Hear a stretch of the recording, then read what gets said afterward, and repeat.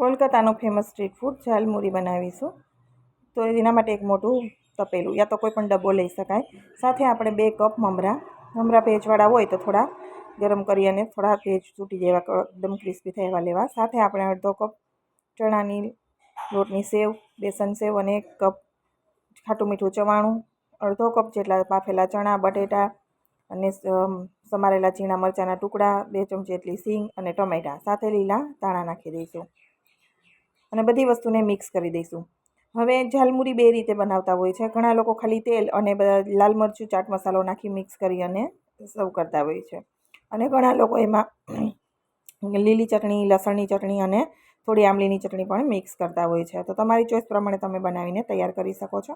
બધી જ વસ્તુને આપણે સરસ રીતે મિક્સ કરી દઈશું. આ ભેળ છે એકદમ સૂકી બનાવવામાં આવે છે અને કાગળનું કોન બનાવી એની અંદર ભરીને આપવામાં આવે છે. અહીંયા સ્વાદ પ્રમાણે આપણે લાલ મરચું અને ચાટ મસાલો નાખીશું. સાથે આપણે સ્વાદ પ્રમાણે મીઠું પણ નાખી દેવાનું છે. બધી વસ્તુ મોળી હોય થોડી ઘણી તો એમાં સ્વાદ ઓછો આવે. સાથે આપણે ફુદીનાની મરચાંની ચટણી નાખી દઈશું, જેથી ફુદીનાની ફ્લેવર એકદમ સરસ એવી આવે, અને ખજૂર આંબલીની ચટણી. તો ફૂલ રેસીપી ડિટેલમાં ચેનલ ઉપર અવેલેબલ છે, ત્યાંથી પણ તમે જોઈ શકો છો. અને એમાં ખજૂર આંબલીની ચટણી છે, ઇન્સ્ટન્ટ છે, પ્રીમિક્સ બનાવેલું, તો ખાસ વિડીયોમાં જઈને જોજો.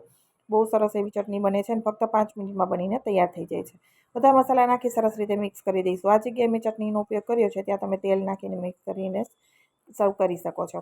તો અહીંયા સરસ મજાની આપણી ઝાલમુરી તૈયાર છે. લસણની ચટણી નથી બનાવી, તમે લસણ ખાતા હોય તો લસણની 4-5 કળી, લાલ મરચું અને પાણી મીઠું નાખી મિક્સરમાં ચલાવી દેવું, જેથી પેસ્ટ બની જાય એ નાખી દેવાની. તો અહીંયા આપણી સરસ એવી ઝાલમુરી બની ગઈ છે. કાઠિયાવાડમાં લોકો આપણે મમરાની ભેળ કહીએ છીએ, બીજા રાજ્યોમાં આને મમરાની ઝાલમુરી કહે છે. તો એકદમ સરસ એવી ટેસ્ટી એવી બનીને અને સૂકી છે. હાથ પણ આપણા બહુ એટલા બગડે ને, એકદમ સરસ બનીને તૈયાર થાય છે. મારી વિડીયો પસંદ આવે તો ચેનલને સબસ્ક્રાઈબ જરૂરથી કરી દેજો, વિડીયોને લાઇક કરજો અને વધુમાં વધુ લોકો સાથે શેર કરજો. તો એકદમ સરસ કોલકાતાનું ફેમસ સ્ટ્રીટ ફૂડ ઝાલમુરી બનીને તૈયાર થઈ ગઈ છે. ફરી મળીશું નવા વિડીયો સાથે.